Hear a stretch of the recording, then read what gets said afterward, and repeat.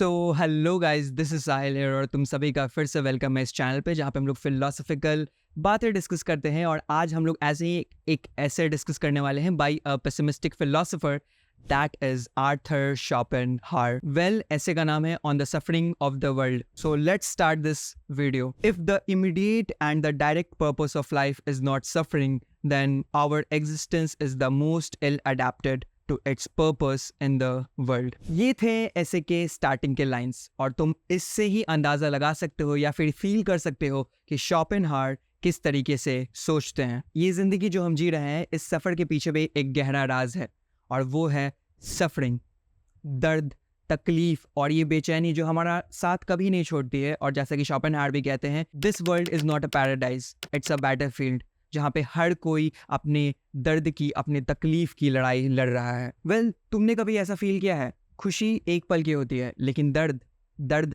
हमेशा के लिए। और जैसा कि शोपेनहावर कहते हैं, evil is precisely that which is positive and happiness mere absence of pain. Happiness एक ऐसा इमोशन है जो पल भर में गुजर जाता है, और कई बार तो ऐसा होता है कि इससे पहले कि हम उसे समझे वो जा चुका होता है। लेकिन इसी के कॉन्ट्रास्ट में दुख या फिर पेन या फिर सफरिंग के साथ ऐसा नहीं है। कई बार छोटी से छोटी चोट भी हमें याद दिलाती रहती है कि we are vulnerable, we are fragile. और अगर उसी के कंपैरिजन में हम लोग एनिमल्स को लें जिनके पास उतना हायर डिग्री ऑफ कॉन्शियसनेस नहीं होता है, that's why they live in the moment.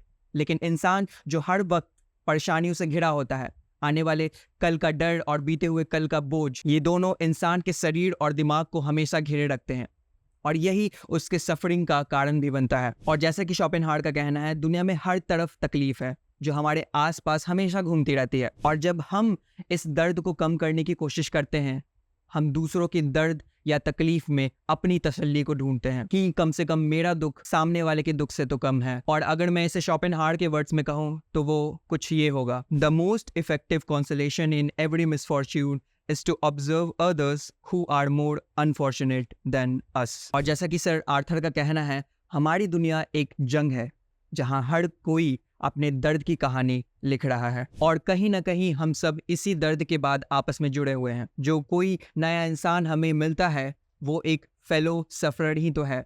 तो instead of saying him sir और मैडम, हम उसे एक फेलो सफरर की तरह देख सकते हैं, उसे एक फेलो सफरर की तरह ग्रीट कर सकते हैं। और यहाँ पे मैं तुमसे एक सवाल भी पूछना चाहूँगा, क्या जब हम एक दूसरे से मिलते हैं तो ग्रीट करते वक्त एक कंपैशन होता है हमारे अंदर?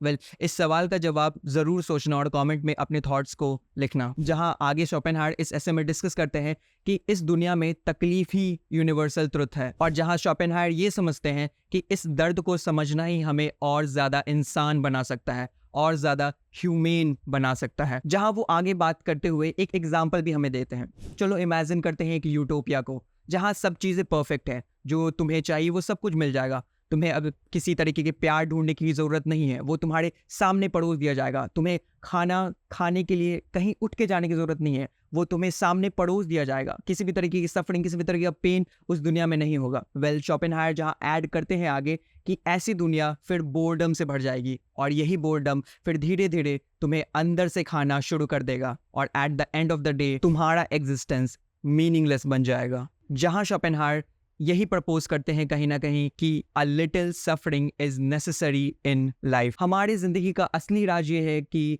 स्ट्रगल, दुख, तकलीफ के बिना कुछ नहीं। दुख और तकलीफ को अपनाना, उसे अपना बना लेना और उसी में एक अंजाम ढूंढना, यही है इंसान का असली मकसद।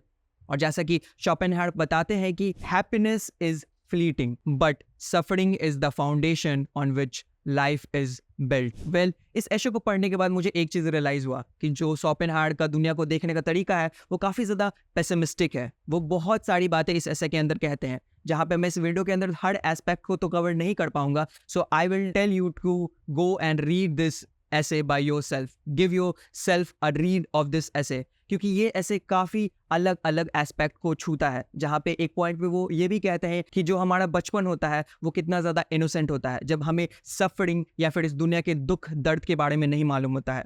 हम उस समय कितनी ज़्यादा इनोसेंट होते हैं, लेकिन जैसे जैसे हम बड़े होते हैं, जैसे जैसे हमारी उम्मीदें बढ़ती हैं, और जैसे जैसे हमारे अंदर का लालच, हमारे अंदर का स्ट्राइव, हमारे अंदर का प्यास और ज़्यादा बढ़ते जाता है, हमें दुनिया के सफरिंग के बारे में पता चलता है, और फिर हम रियलाइज़ करते हैं कि ये दुनिया कितनी ज़्यादा दुख और दर्द से भरी हुई है। जहाँ मैं अब इस वीडियो को रैप अप करना चाहूँगा with a phrase from this एसे, जो कि मैं चाहता हूँ तुम इस वीडियो को पॉज करके खुद भी पढ़ सकते हो और तुम देख सकते हो कि शोपेनहावर किस तरीके से सोचते थे, किस तरीके से उनका वर्ल्ड व्यू था। So the lines are this: If you imagine in so far as it is approximately possible, the sum total of distress, pain, and suffering of every kind which the sun shines upon in its course, you will have to admit it would have been much better if the sun had been able to call up the phenomenon of life as little on earth as on the moon, and if here as there the surface were still in a crystalline condition.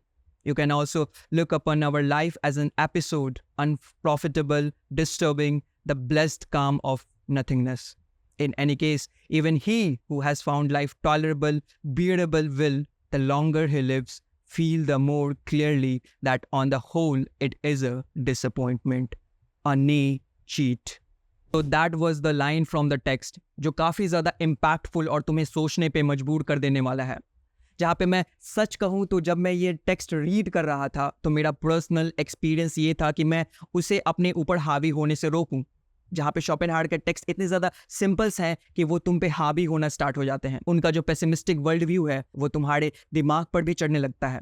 जैसे कि उन्होंने इस ऐसे के अंदर बात किया कि suffering is the foundation of everything.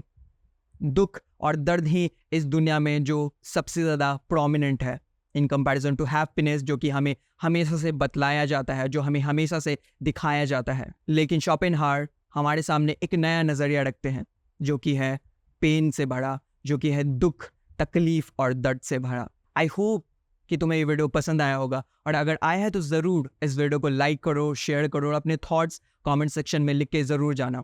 तुम्हारा क्या सोचना है शोपेनहावर के इस थॉट्स को लेके? क्या तुम भी सोचते हो कि दुनिया सफरिंग के बलबूते पे चल रही है, या फिर तुम्हारा सोचना कुछ और है? Well, meet you to the next video. Till then, be curious and thanks for watching.